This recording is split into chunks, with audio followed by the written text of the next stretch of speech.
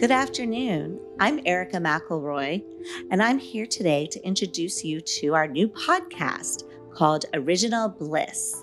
We are so excited to have this interaction with you and to bring you into our home of Green Heiress to talk to you about all the wonderful things that we love with Green Heiress, all the wonderful practitioners who work out of our space, and the amazing clientele who come here to visit. First of all, I'd like to tell you that I started Green Heiress 8 years ago. I had this vision that I wanted to open up a beautiful space that was inviting to people, that would make people feel like they were in a spa-like experience. They would come in, they would greet an excellent practitioner in whatever modality they're seeking. They would come here and they would feel rejuvenated. They would feel that they were on their way to wholeness.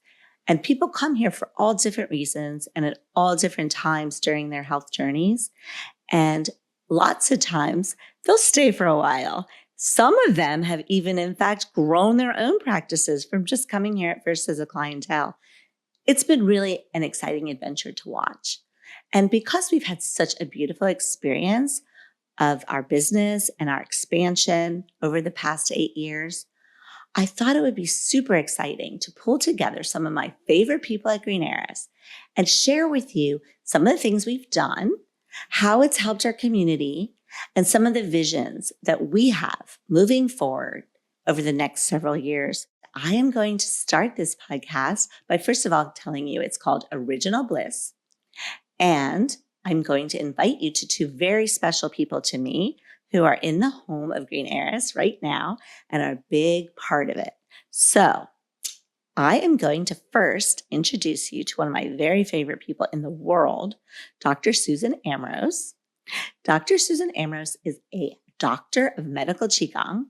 She works out of the space at Green Heiress in her own practice, helping so many people in both Qigong therapy as well as one-on-one sessions, group sessions, and she does a beautiful weekly Monday class on Qigong. But I'm going to let her tell you more about herself because it is my privilege at this moment to first introduce Dr. Susan Amorose.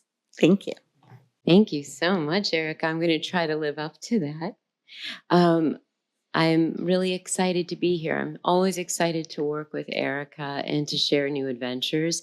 And if we didn't have a really strong sense of adventure, I don't know that we would be seated here together in this way today. Meeting Erica, we always joke. We met at an area hair salon and we were both wearing foil caps, which seems appropriate. But long story short, I have been in the healing modalities for a number of years. And about 8 years ago, Erica and we connected and I came through the doors of Green Heiress, which was less than a year old at that time. And it was just an incredibly inviting space. And I knew intuitively that it was going to make a wonderful home for my practice and for my clientele and students. And that's one thing that has never proved me wrong. We have a beautiful space, but Green Heiress Holistic itself really expresses in many ways. And we are not confined to this beautiful building in Aspinwall, PA. We really don't have borders. And we've had the beauty of the experiences of showing up regionally and even coastally, which really brings us to the opportunity now to shift back to you, Erica, so you can introduce our special guest. Yes, thank you so much, Susan. I do remember the day we had that tinfoil on our head. That was very telling what the next 8 years were going to look like for our journey together. We'll have to have a reunion on that. But anyway, we have a lot of fun here. We always say, if we're not having fun, let's just not do it anymore. But we always have fun. We have such amazing people here and just always a good discussion going on, something really interesting and deep or something funny. And we laugh and we're doing the good work in the world of helping people to find wholeness, but we're also having a good time and building community. Community is what it's about. And we have a very, very special community here. So now I would like to invite you to meet another person that's very, very special to me and a community member of Green Heiress, and somebody I've known for quite a while, a good friend of mine. And her name is Christine Tumpson. She is the editor of the wonderful Whirl magazine, one of the top magazines in Pittsburgh, thriving and amazing. I feel so beyond grateful to have Whirl magazine and Christine Tumpson here today to help us together to launch this fabulous podcast. So right now, I'm going to introduce to you Christine Tumpson. Hi, thanks for letting me be here and to have this opportunity to interview the two of you as to why you're starting this and what we're going to be seeing in the future with this podcast in particular. So one of the things that's so fascinating about what you're doing is that about 15 years ago, there was a real shift in our society from really looking at the big pharma and what were we going to do? In Pittsburgh, it was really interesting because we're in a medical community. So we were looking for alternatives. It seemed as though a lot of people were interested in that. At Whirl, we started keeping a record of the different yoga studios. And within a 2-year period, more than 100 yoga studios had opened up in the greater Pittsburgh area, which was mind blow. People didn't believe it. We would say, this isn't happening in other parts of the world, not in even other parts of the country. And it really, truly was not. One of the leaders in that then was this exact retreat center, the Holistic Health Center with Green Heiress that you've built. And what you've done now is to bring the practitioners together where it's validating these different modalities. As a society, we're starting to see the benefits of it. Just today, I was looking for some statistics for you guys. And one of them is that medical physicians are now prescribing meditation to their patients as a form of medication. So one of the things I wanted to start with is what motivated you? What was your journey, Erica, in taking this space, locating it in Aspinwall, which is just a wonderful location, very accessible from many different parts of the region? What motivated you to move here and to really devote your life energy, which is so precious, Thank you, to sharing the things that you had learned? Thank you, Christine. That is such a great question. And I will answer it twofold. First of all, I had my own issues in health, which many of us do. And I had some chronic pain for many years. And I tried to seek help through the regular path of medicine. And I went to lots of doctors and I traveled places and I was prescribed all kinds of different medications. And it was just one of those things that nobody could figure out what was wrong. And I needed to seek an alternative way to be healed. So I started to go to a holistic practitioner. The first one I went to was actually in Longview, Texas, which is where I lived at the time in East Texas. Believe it or not, I drove away out into like some farmland. I had my daughter who was young in the back seat. She's like, "Where are we going, Mommy?" And that's the train. Anybody who's part of Green Heiress, the train is another character in our play here. So we learned to meditate right through the train, whistles, and yoga. So sorry about that. But I will say, back to Longview, Texas. We drove out on our journey, my daughter and I. We met this very interesting man.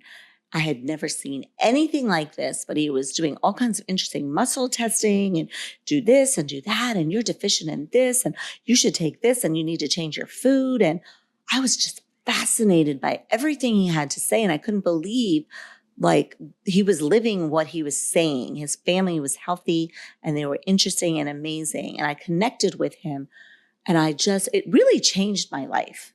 So after that, I'm a real avid reader and researcher. So we didn't really have as much going on the internet as we do today, but I started trying to get my hands on everything I could read about holistic health after that. And then I loved to just explore. So I would find other people in the area. Shortly, we moved to Michigan, Grand Rapids, found a bunch of other people who were interested. So this became like a lifetime journey. I was trying to heal myself, but also fascinated by all the things and the modalities and people. It was a whole other world that I was finding. And it just seemed to resonate with me so much on such a deep level. And to hear people's stories about how they healed themselves through acupuncture and yoga and just massage therapy even can just really relax somebody. And just the ultimate thought that, hey, we are all our own healers. If you can tap into your own healing and you can meet and connect with people who can teach you how to do that, Susan, thank you. I had a shout out to you on that. You're going to be on your way to a really significant holistic health journey. Now, I'm not saying that you cannot find healing in the regular allopathic world. I'm just saying that this is another way to find healing. And at Green Heiress, we've always emphasized that it's not one or the other, but we would like to have that voice in our community, that alternative voice. And there's a place for everybody, and we can be a bridge for that. We love to work with doctors, and especially doctors who validate what we're doing.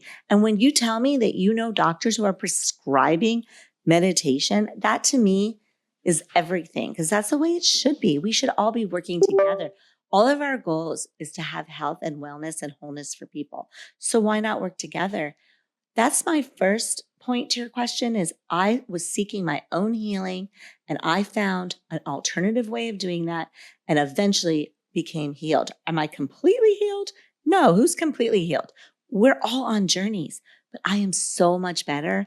I wake up every day so excited to be able to come to Green Heiress or work on Green Heiress and be able to share with other people in the world what I experienced as a healing journey and be able to gift that to other people with my knowledge, what I've learned, and the people who work here. But the other question you asked me is why Aspinwall? So I'll address that. It wasn't like I had some guru in the sky come up to me one day and say, you must build an Aspinwall. It wasn't like that, even with our tinfoil hats on at all.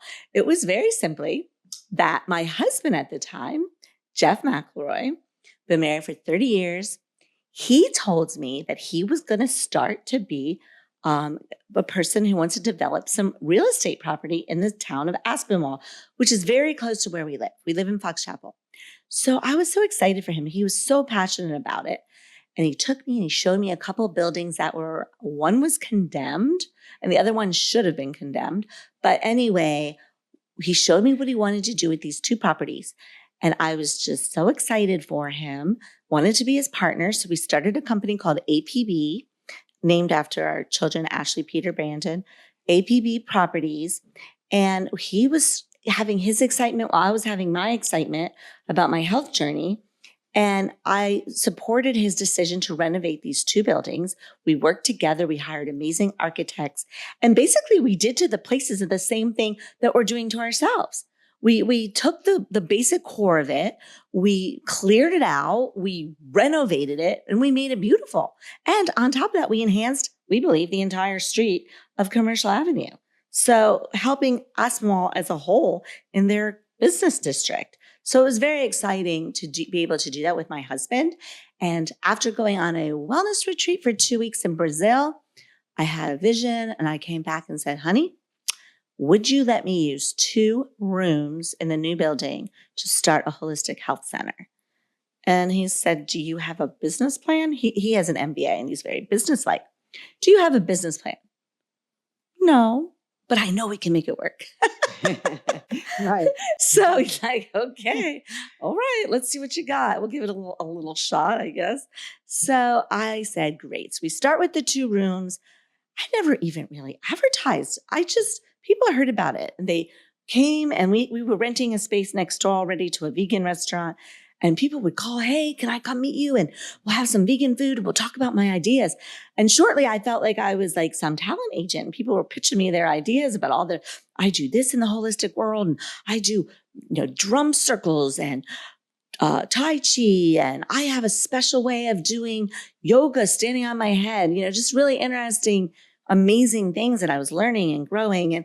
But I only had these 2 rooms. So then I went back and I'm like, honey, you think maybe we can also build a studio? Well, let you know, we're sitting in this studio 8 years later today in the wonderful Green Heiress Holistic Health Center.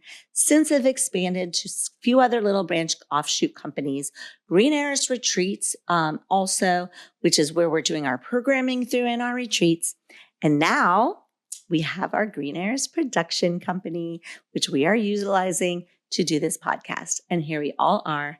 And I am extremely grateful to have this time with all of you, Christine and Susan, and to share it with you all. And we hope that this will take off, that you will learn a lot from all of the practitioners we will be interviewing in our 5-part series. We will be interviewing people who are both practitioners, people who are who come into Green Heiress for treatments, and we're going to have different age groups and people from all over the community. So I hope you will enjoy this 5-part series and that you will learn a lot. And my hope is that we can continue to do this for about 1 month a year, once a month each year. That would be our goal. Thank you for your question. And I'm ready to hear what else you want to know.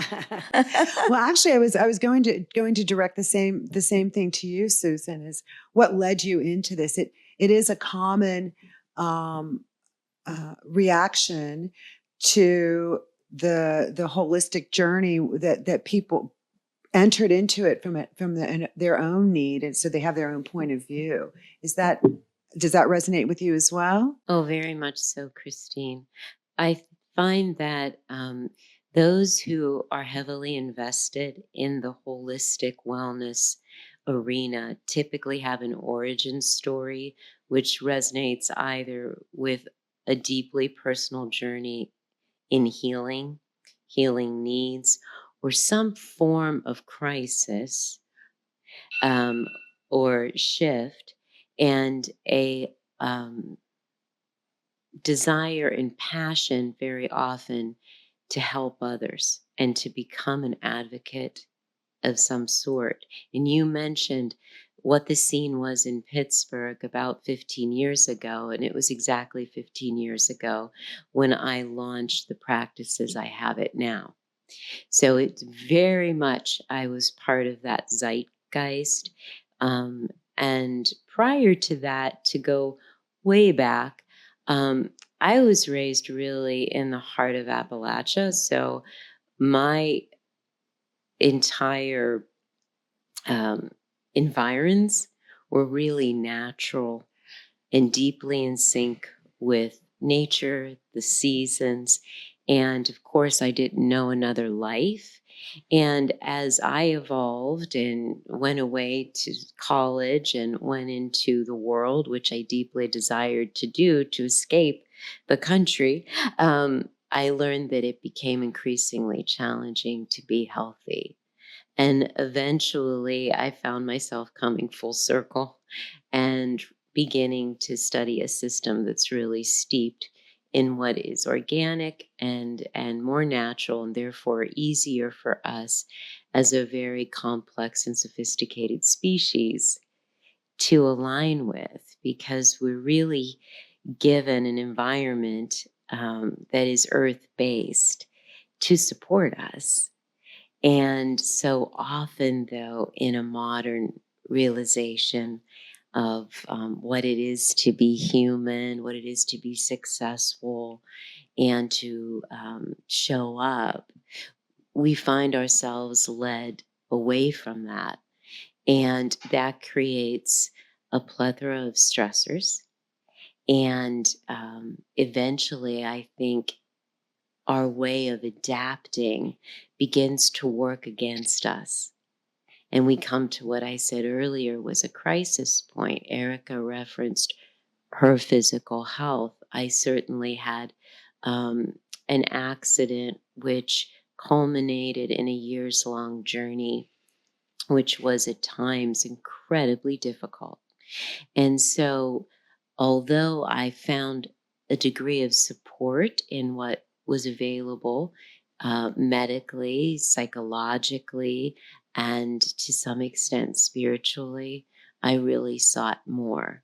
And that's really how I came to utilize many of the things that I eventually came to become more masterful in and then teach. So when you reference the modalities that you've mastered that you are now teaching, can you describe some of those and the benefits?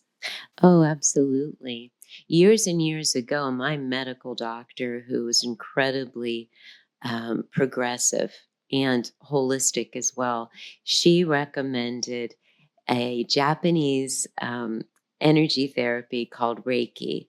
And I remember writing it down on a note and thought, this is something I'm going to have to look up on the internet. And it was so many years ago. So it was probably at least 23 years ago plus. And I found such relief from that. And it had already been given a sort of stamp of credibility because somebody from an established medical network had referred me to it. And for years, I received Reiki and recommended it to others. And never once did I think about learning it myself. And then at a certain point, um, around 2008 or 2009, I decided, why don't I learn it? And I did. And that was really all it took. I was kind of bitten by the bug, and I found that I had a natural affinity for it. I wasn't exactly surprised, but I think an important message is so many of us in this field, on either the practitioner side or the receiver side, we are probably what people would describe as incredibly sensitive and attuned and very much plugged into a sort of helper energy.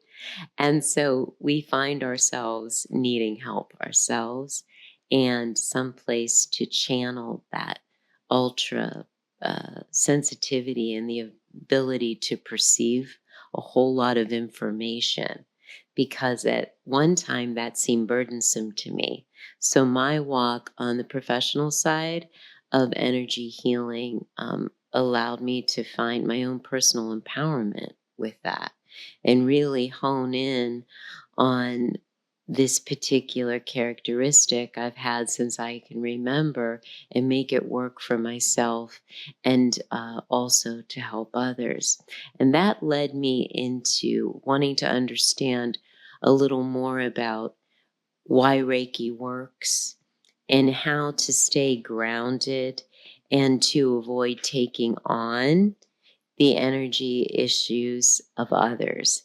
And what I realized that all the clearing and purgations that were taught in the Usui system of Reiki healing came from an even older, much older tradition, which was Qigong. So it was based in a branch of Chinese ideology and medicine known as Qigong. And I had been practicing Qigong on my own and traveling to conferences for quite a number of years. So that was just another moment of a beautiful alignment. And I chose to study that in depth, and it really informs the greater part of my practice. So what is the basis of that for anyone who's listening to this, that we have such an advantage because of the space that Erica's created? It's unique to have a physical space to actually have all these different modalities presented. What is it that how would you describe it? What is it that makes this so effective, and what is the basis of it? Well, is an interesting fun fact. One of the first conversations Erica and I had, we not only both knew what Qigong was, we could spell it. And we had both received training in it, which, again, Right. a very unusual thing, especially in the era when we met. But Reiki and Qigong, and I'll go specifically to Qigong right now, it's informed by Taoist philosophy, but really it plugs into something called 5-element theory and yin yang. So essentially, the feminine and the masculine are recognized as two significant forces always at work and never truly manifesting as one or the other. And that as we go through life, we present and lead in varying ways with either our feminine side or our masculine side, no matter how we identify in terms of gender. The other piece of this is we claim our capacity to ground and establish ourselves in a fairly stable yet receptive and commanding or assertive way with all of the forces around us. And in the Chinese system, much like Ayurveda, in other longstanding health-oriented systems, we acknowledge natural elements and how they manifest in the body, in our character and personality, emotional dispositions, and in the environment around us. So what I really liked about these systems is it was a great set of philosophies and true wisdom that allowed and supported for individual personal empowerment, because very often we are thrown into a lot of chaos and tumult, both as individuals and as a collective. And where these energy systems, and particularly Qigong, started to gain traction was during COVID, because it builds immunity. Not just physical immunity, but emotional immunity, psychological resilience. It allows us to find our center. It allows us to ground amidst many shifting environmental factors. So, Erica, one of the things that you talked about when you were introducing how you really were motivated, you yourself had issues. And what strikes me about that is the genuineness of it. Your learning experiences through repetition made you a master to understand what was working and what wasn't. A lot of the times with people that we're told, oh, you're too sensitive if there's some kind of a reaction. But when you were looking at what Susan was presenting and how it was going to be of benefit to the clients here and the people who are really looking for not just immediate relief, but more of a direction also in how to live as a human in an industrialized world. Mm-hmm. We're surrounded by machines, mm-hmm. Electricity, mm-hmm. all these different elements that aren't natural, that aren't part of the 5 elements, as you were referring to. Mm-hmm. So what was it that really struck the chord in you?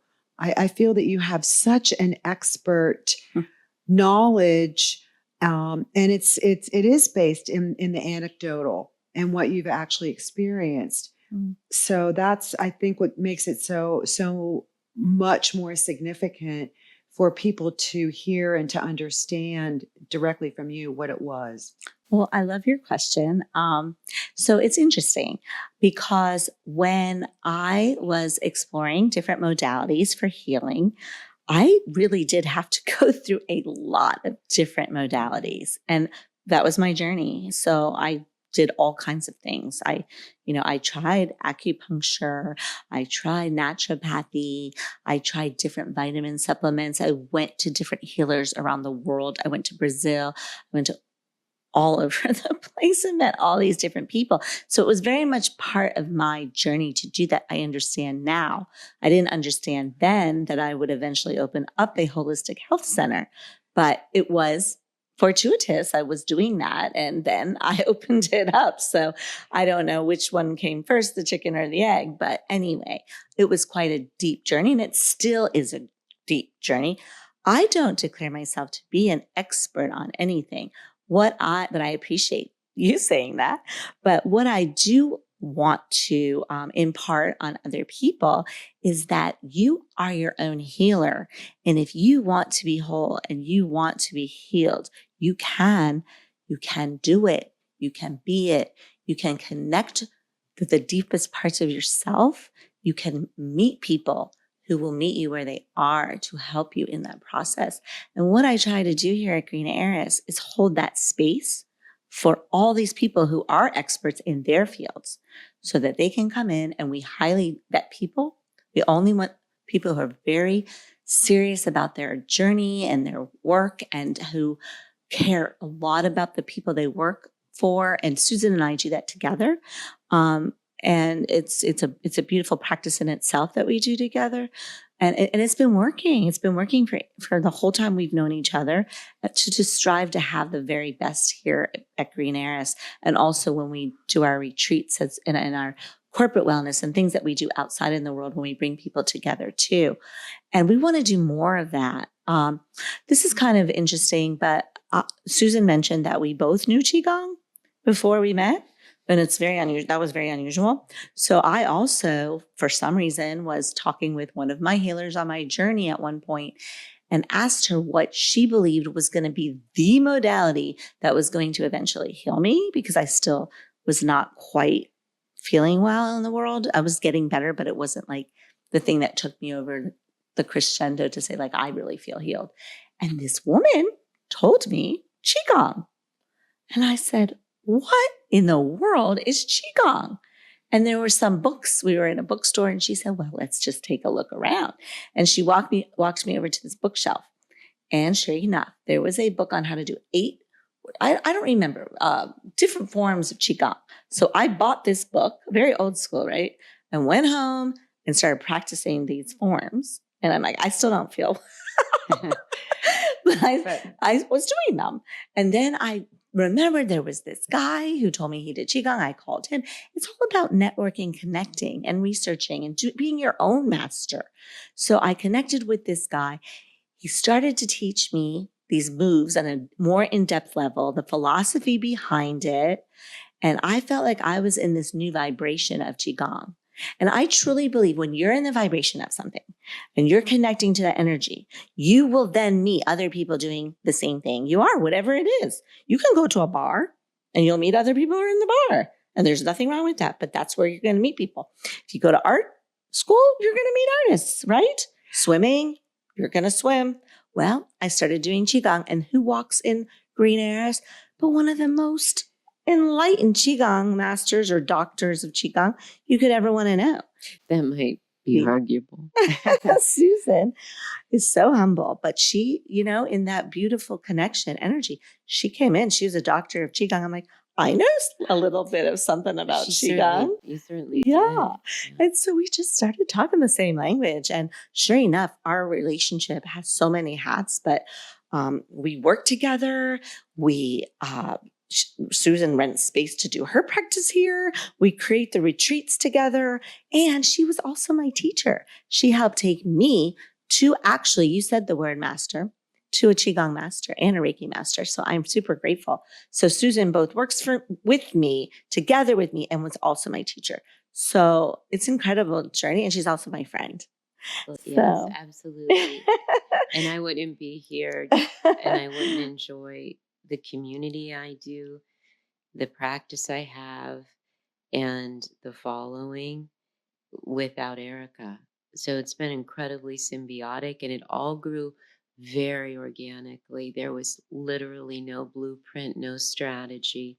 I came in to do a workshop and I never left. That was that, but it just popped up at a time whenever I thought, I think I really want to up level and take my practice in a very specific direction. And the environment again is I think you'll hear us saying it's not just the building, although the building is incredible for anyone who wants to come and visit. We give tours. It's a great place to heal and to meet like minds and to learn. But at the end of the day, I believe that Erica and I, we share this desire to uphold the highest standards possible for this area that we're so blessed and privileged to inhabit. So we really wish to have a professionalization of all of these holistic modalities and approaches so that people have a safe space to explore, so that they know that they are being either treated or taught or led by folks who are licensed, insured, certified, incredibly well trained and experienced. So whether you're coming in for a yoga class or a qigong class, or you're being certified or trained to teach a modality, to become a healer in a certain category, or just to take advantage of a massage or some therapy, that you are in a place where people are, as Erica says, highly vetted and very grounded in their work. Mm-hmm. It's wonderful to have a space that's, what you're really doing is curating it and making sure that what's available to the public meets the same standards, which is exactly what we need right now. Mm-hmm. As a society, we are seeing a lot of changes post-COVID. For example, the amount of people who are participating in different modalities for healing, who even are starting to understand that they might have a sickness, who maybe are understanding that addictions really have a root cause, and that if you can address some of those issues, the others can resolve as well. And the underlying message that I keep hearing is that the younger generations, the younger people, really are accepting and understanding and using these in their everyday lives. That, for me, is the most important thing I can think of, to be at this stage and age in my life. I want to make sure that when I leave something in my slipstream, it's going to be some good stuff. Mm. One of the things that has been really highlighted is the power of the vibrations. Mm-hmm. I'm from a family, my father was a radiologist, and he always would say, it's all vibrations, it's all vibes. You put out good vibes, you'll get good vibes back. And he was always sort of saying that tongue in cheek, I think, because of working with an MRI where it's magnetic resonance. But those modalities, when you break them down, for instance, an MRI, that is completely accepted as a diagnostic tool, and it's using magnets. The techniques that you are presenting here are a lot of proven, well-established, ancient traditions that are working with the humanness of our beings that precluded the Industrial Revolution, which I keep really hammering. I think that it changed the vibration so much. It changes our vibration daily with the satellites and all of these different energies that are there. Mm-hmm. So it feels as if people are seeking ways to heal, and what they're really saying is they want to calm themselves. They want to not use other substances. It's the decrease in other substances, and coming more into the theory that you're saying of we can actually activate things that are in our body naturally and outside of us that are meant to adaptive for these kind of significant changes. Health-wise, people are completely healing from diseases. Mm-hmm. And that whole understanding. What has it been like for the two of you? This is a question for both of you. As I said, the sea change was 15 years ago. It really hit Pittsburgh. But post-COVID, we really have seen an acceleration of that. The number of people who are going into fields such as this, for massage therapy, for all the different modalities, yoga, and understanding the power of this.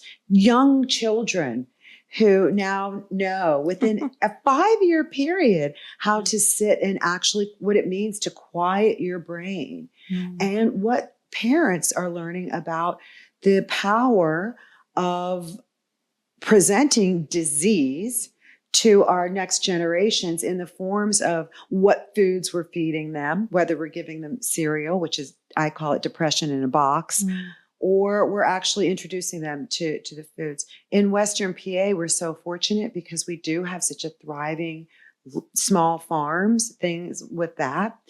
But when we come back to the whole embodiment of green heiress and what you're presenting, that's how I see it.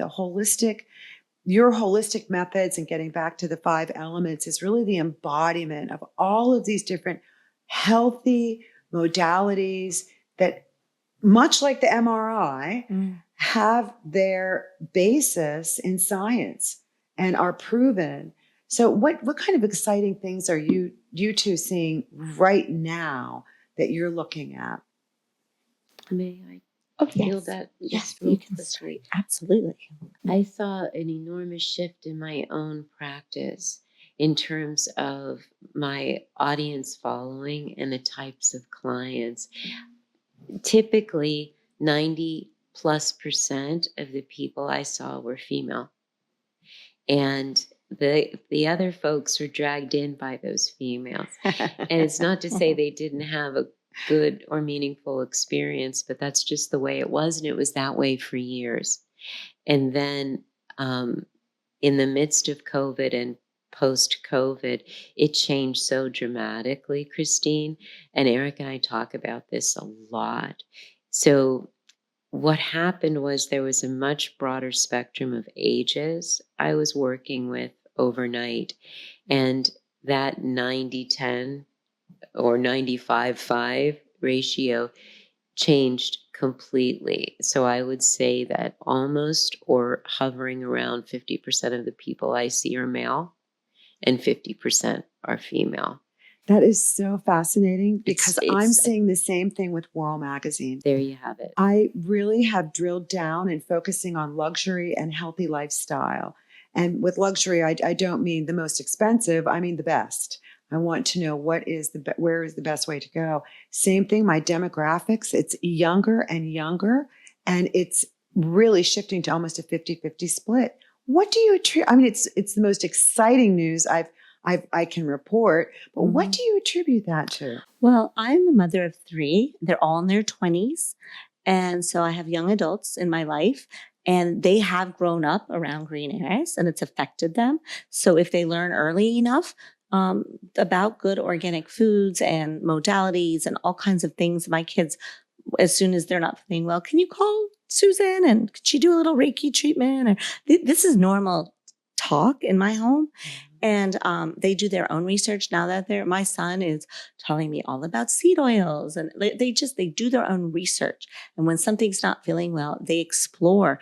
They know that they have the ability to do that themselves, and that they can seek help from various people and be their own physician. We're all our own physicians.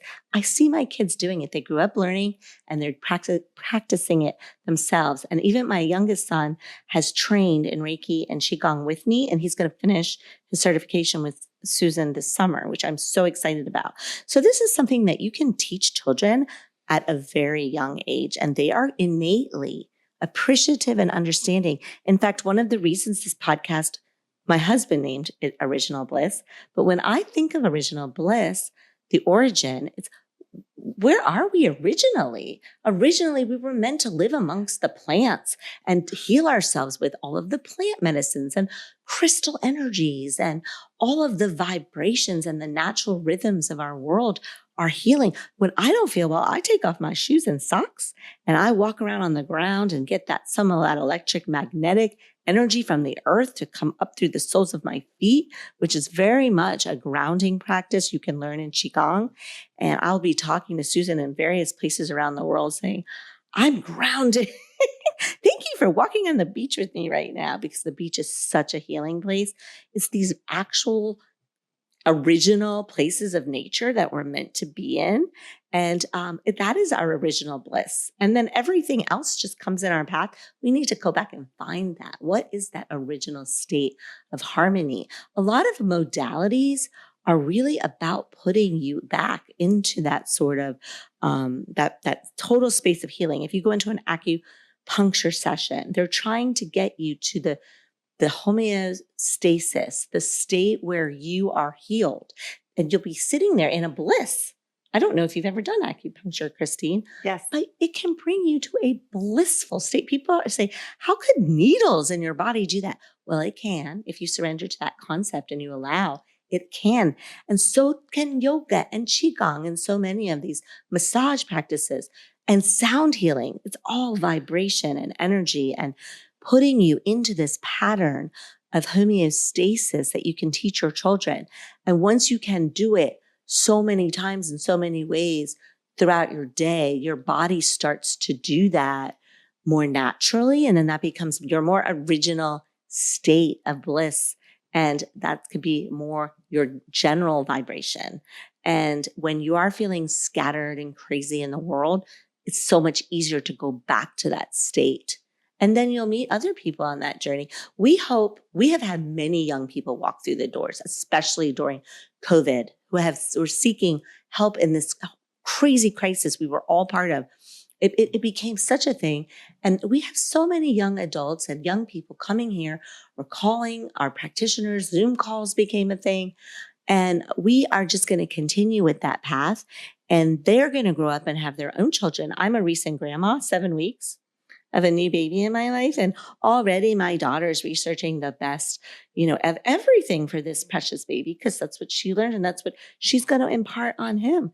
So this can be something that is an evolution for this next generation. And it is my hope to also leave the earth someday and in a better place than I came, so that the next place, their original bliss, is even starting at a higher level.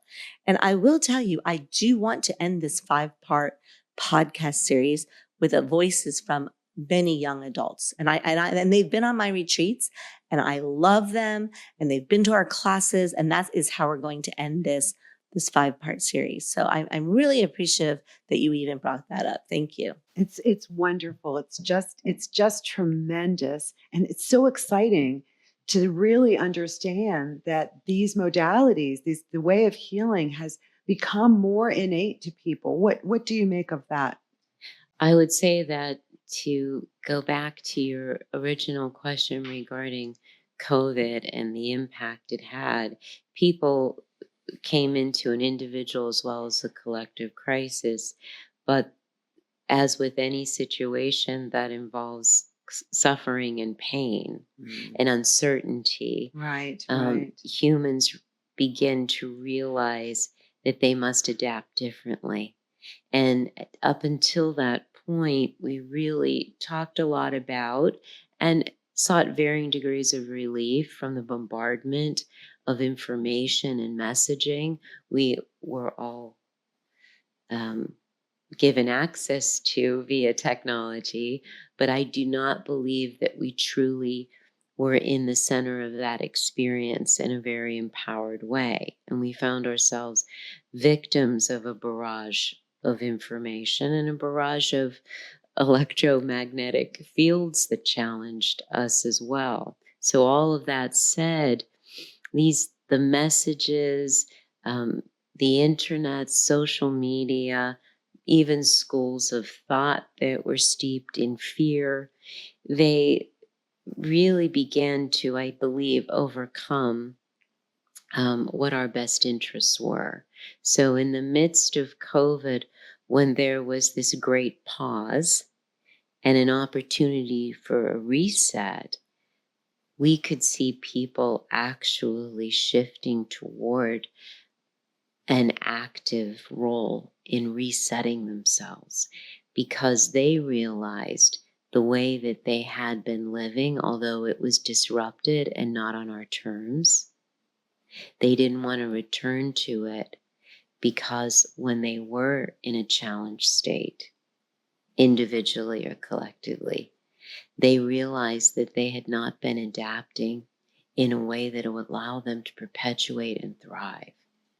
And that's where the types of content and the types of practices that are part and parcel of the holistic arena itself, and certainly Green Heiress, really came into the forefront because people could not only do something that they knew would help their immune response and that they could connect, which is probably the most important thing for anyone who is human. We need attachment, we need connectivity, and we make community here a priority.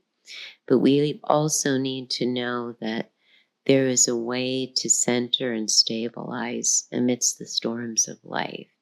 And when we say everything is, your father said it, Christy, everything is vibration, it's vibes. Truly, it is. It's what you attune to. The podcast is called Original Bliss. Bliss is a state, but what's a state? It's a cohesive pattern of frequency that we can identify in a consistent way and name it. And we know what bliss is because we know what it isn't. And so when we find ourselves in a scenario that is not desirable and produces pain for us and challenge states, then we naturally, as a sophisticated intelligence, we pivot and shift toward finding that state of bliss, going toward the opposite direction to elevate ourselves and realign.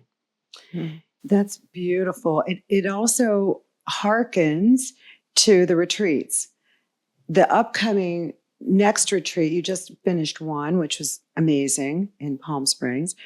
The other thing is that you have one coming up now where you've really changed the focus, and it's on couples. During COVID, we really saw people re-examining their relationships, what they're going to look like. We really came to understand of a lot of things that were on the spectrum with relationships, whether people were as happy as they were or whether they were as miserable as they were at that time. There have been a lot of shifting, and to bring that back to how Green Heiress is responding is fascinating. What are you doing with that? So we are going to have another retreat in Palm Springs again. This will be our third Palm Springs retreat. We've also had a couple here in Pittsburgh. And we are excited to have our third one in Palm Springs. So it will be in February 2026. And I know that sounds a long way off, but it takes a lot to plan these things. So I'm so excited about this retreat, Christine. It is going to be in beautiful Palm Springs with all the mountains in February, which is a great time to go there because it's not too hot. And it just feels so good to get away from the snow for a little while and winter and to go retreat there. And the energy is incredible from the mountains. And what I've done for 2026 is rented a estate called The Pond in downtown Palm Springs. So you still have that same feeling of Palm Springs, same mountains, but now you're going to be on a private estate. And it is incredible. It's like a compound. So there are several buildings, and they have a few different places where there'll be, private rooms for people to share. We're doing it as a couples retreat, but also we don't want to be exclusive for just husband and wife. Anybody can just, if they want to share a room with somebody, they're welcome to come with a mother-daughter or any type of best friend or just anybody they want to share space with and be a travel companion, because pairings come in all different ways, and we're going to honor that. So it is a beautiful retreat about doing things with whomever you would like to share that weekend with. So it's going to be around Valentine's Day, which is, celebrates love. So again, it could be a spouse, it could be just a best friend, it could be a beautiful relative connection, whomever somebody wants to bring. And we're going to do a lot of exercises around that theme. So it will be February 12th to February 16th, and we will have the most excellent practitioners. I already have the whole pretty much lineup of whom's coming, and it's so exciting. Of course, Susan's coming, and I'm coming. And we have yoga, we have couples yoga, we have massage therapists, we'll have couples massage, we'll have an actual therapist from California, licensed therapist, be on site to do some one-on, just small therapy groups. We will have a curriculum of classes curated by Susan and some other practitioners. We're going to have, this time we're going to put a little fitness into our experience because this place has a gym and a tennis court that can also be a pickleball court. So we're going to have some fun doing fitness and private fitness and tennis clinics and round robins and even pickleball. Can you believe pickleball is such a big craze? We're not going to pretend that we don't know about the pickleball craze. So we're happy to find that as well. And this place is so beautiful. So many green spaces to just go off on your own and sit quietly and journal. There's swimming pools and hot tub. And there's even a fun space at night to sit by a fire or play games. There's a whole game room just for congregating with other folks if somebody wants to or not.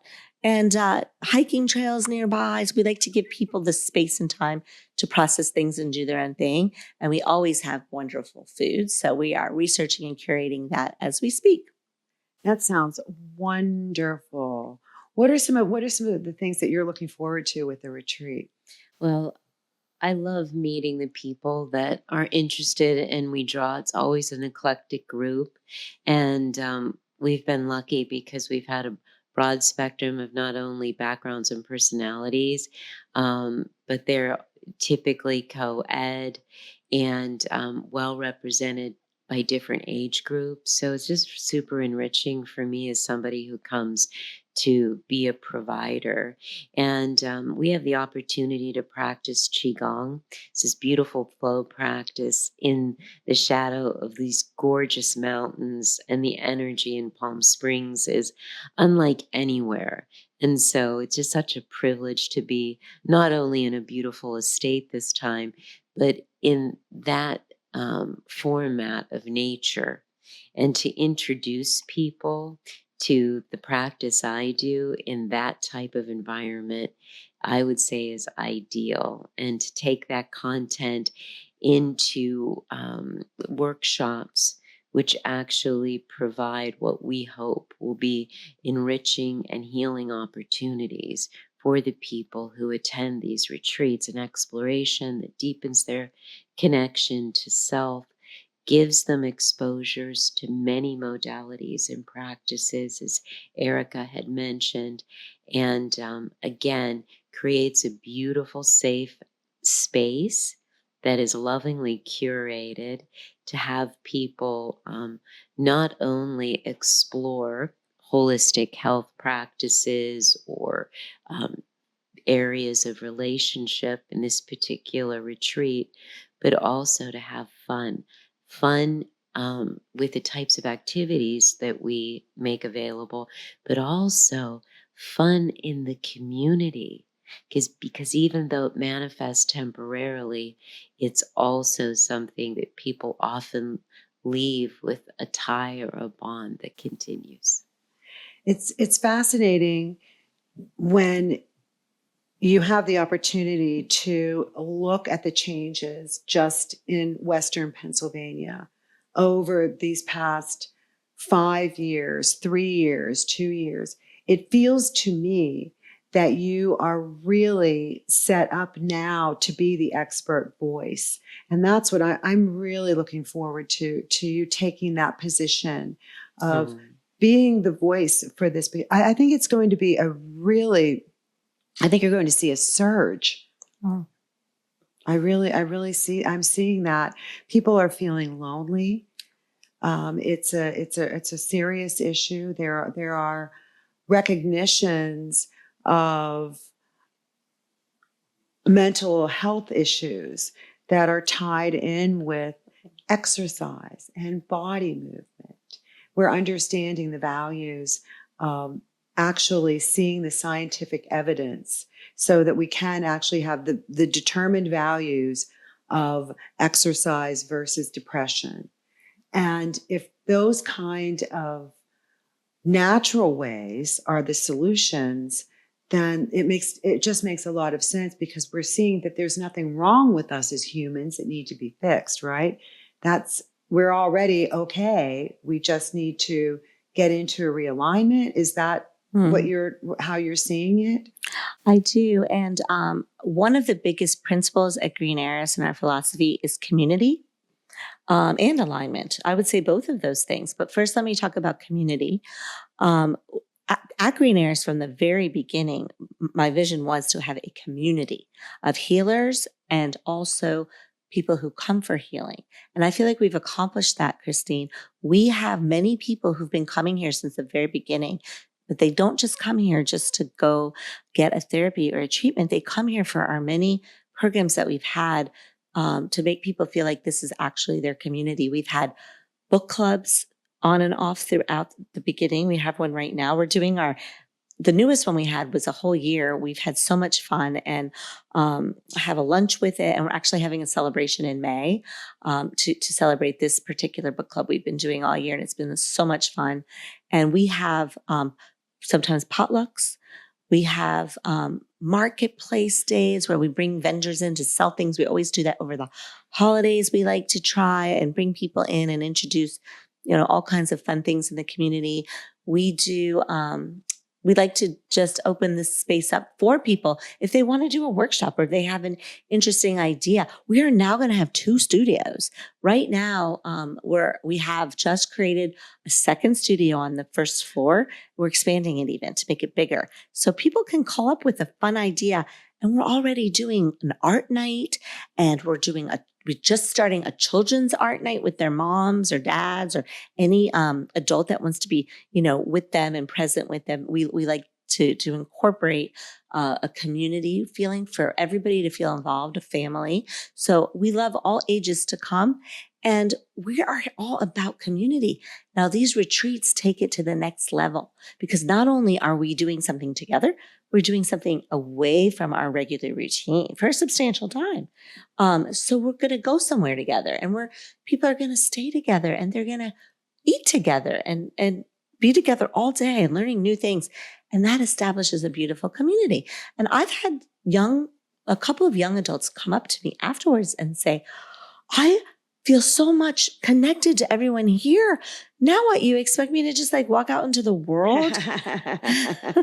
They form bonds. They form bonds. That is just, that it's so wonderful. It's such a wonderful way for young people to connect. And then also for people who are feeling lonely for whatever reason there is. Yes. How are you going to address that this summer, really, too, coming up? Okay. You have all of this activity before the retreat. Well, I'll just say, and then I'm going to turn it over to Susan, that my hope is to continue to have continuity. So I'm sort of being redundant there, but I want this feeling of this being your sort of home away from home to be a continuous feeling for people, that they know that this is a place that they can rely on to find those familiar faces and spaces and activities, so that they can come, and they can come with their friends and their neighbors and their family. And my mom comes here, and she does book club and some modalities, and everyone recognizes, oh, hi, Lydia, how are you? And people come here, they feel like this is a place that this is sort of like a home away from home. And I want people to feel that way when they walk through these doors and connect and find their friendships. And that's what this is about. It's not just about coming to get a massage. It's about the community around it and being in alignment with people who want to have those kind of experiences and community. So when that young woman said, so now what? What do we do now? Well, what we're hoping is to eventually create these retreats and keep doing them, and maybe spread it out and do more of these and have other people connect with us and lead Green Heiress retreats, so that people can connect with people in our community even between retreats and keep it going. So it's a continual feeling of community no matter where you are. And we have the ability to do that in our world today. So that's my dream. It's a wonderful, wonderful dream. How do you see that too? The same direction? Yes, the same direction, Christine, as Erica had mentioned. And also just to let people know that even if you are not geographically close to Aspinwall, PA, you can access so much of our content virtually or by live stream, as well as the fact that we have a mobile aspect in Green Heiress retreats, and we can often come to you. So we can pop up within a corporation, an office park, on site, at a bridal shower for that matter, or your book club. It can, we have the ability to come to you, and we really enjoy that opportunity to sort of weave what we do into the greater community, because as Erica said, the young people say, wow, we've had this incredible experience of bliss in this